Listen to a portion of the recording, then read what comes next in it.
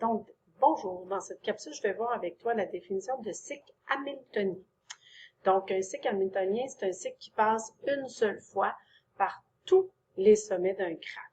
Donc, on se donne des conditions pour vérifier si le graphe peut contenir un cycle hamiltonien. Donc, première condition, le graphe doit être connexe, comme toujours.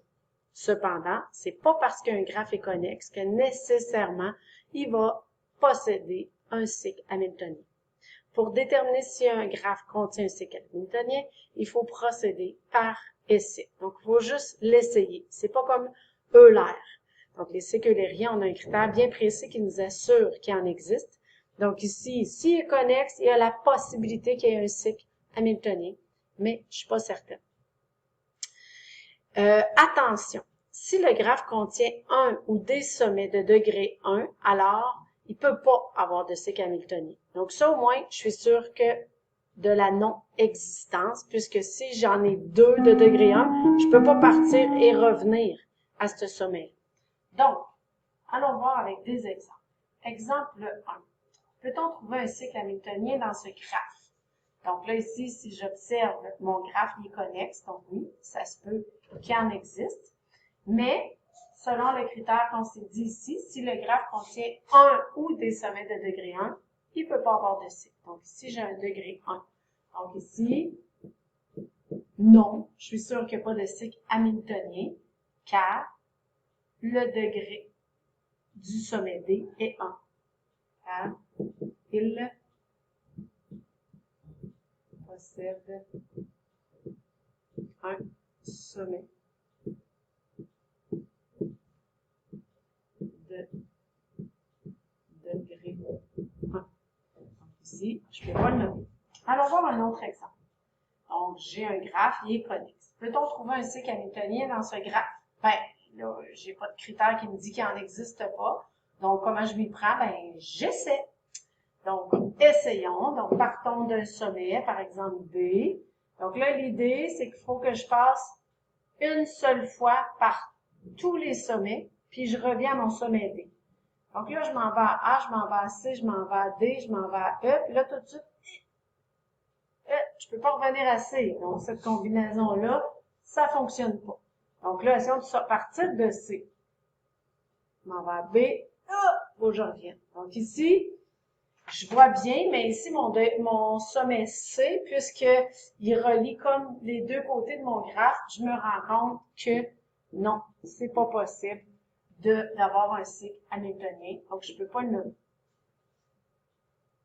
Autre exemple. Dans chacun des cas de ces graphes, nomme un cycle hamiltonien. Donc, ici, on suppose qu'il en existe.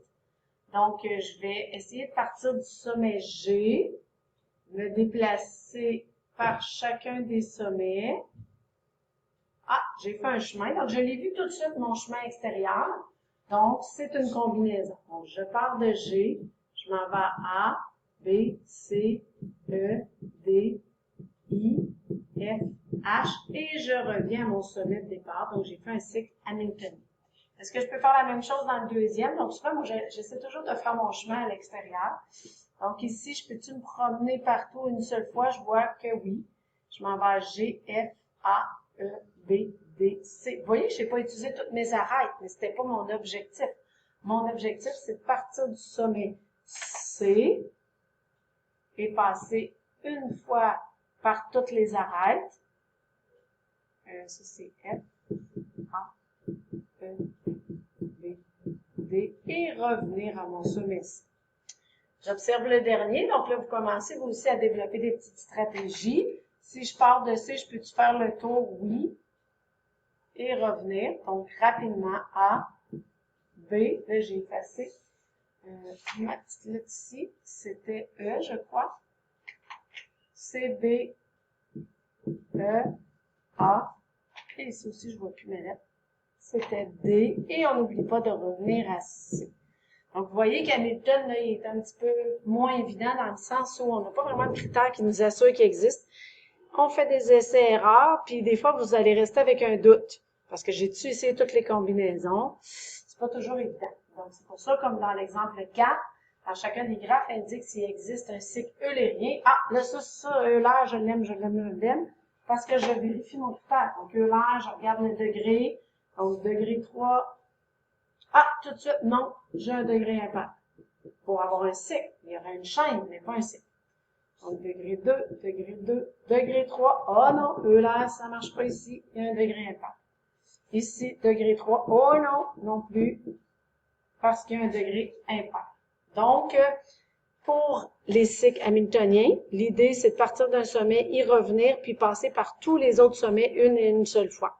Le seul critère que j'ai, c'est qu'il faut qu'il soit connexe, mais après ça, il faut que je l'essaie. Par contre, j'ai des critères qui me disent que je suis sûre qu'il n'y en a pas, c'est si j'ai au minimum un sommet de degré 1. Là, je suis sûre que je ne peux pas avoir de cycle hamiltonien.